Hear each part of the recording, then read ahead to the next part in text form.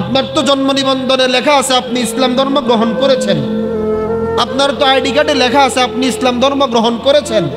আমরা তো জানি যে আপনি মুসলমান, আপনাকে মুসলমানের কবরস্থানে দাফন দেওয়া হবে, কোনো অসুবিধা নাই। শুধুমাত্র শুক্রবারের 2 রাকাত আসতে হবে না আপনাকে। আপনার প্রয়োজন নাই 2 রাকাত পরে আমাদেরকে বুঝানোর যে ভাই আমি মুসলমান, আমি যদি মরে যাই আমার কবরস্থানে, মুসলমানদের কবরস্থানে দাফন দিও, এটা আপনি বুঝাইতে হবে না। যদি বলেন না হুজুর আমি এটা বোঝানোর জন্য আসি নাই, আল্লাহর হুকুম মানার জন্য আসছি, তো আল্লাহর হুকুম আসরের নামাজ কোথায় আপনার?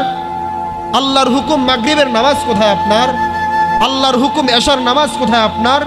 আল্লাহর হুকুম 365 দিনে একদিনও ফজরের নামাজ আপনি পড়েন না, একদিনও ফজরের নামাজ পড়েন না। এমনও মানুষ আছে সারা বছর যায়, তারা যদি জিজ্ঞেস করা হয় ভাই ফজরের জামাত কয়টা, সে বলবে আমি জানি না, সে বলবে আমি জানি না ফজরের জামাত কয়টা।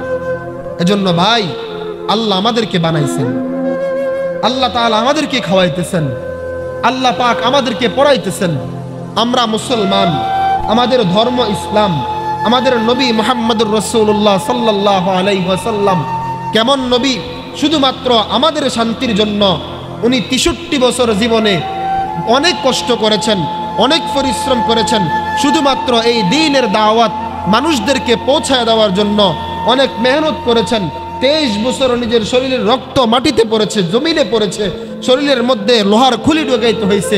এত পরিশ্রম নবীজি সাল্লাল্লাহু আলাইহি ওয়াসাল্লাম করেছেন তার পরিবারের জন্য না, বরং তার উম্মতের জন্য, বরং তার উম্মতের জন্য।